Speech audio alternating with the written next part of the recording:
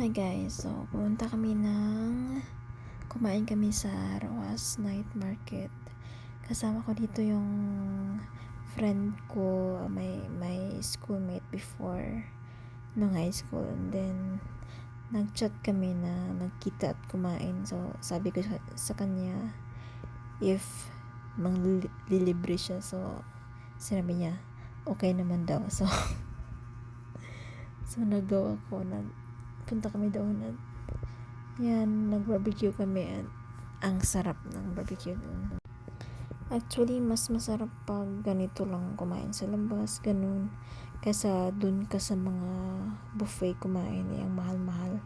Like, 599, 799, like that. Yung mahal kung isipin mo, mga tatlong kainan na yun. So mas prefer namin dito kumain kasi hindi masyado kumahal, then masarap pa, at saka may enjoy ka pa kasi maraming mga tao, ganun, masaya. At yun, at sabi ko sa kanya, huwag tayong kumain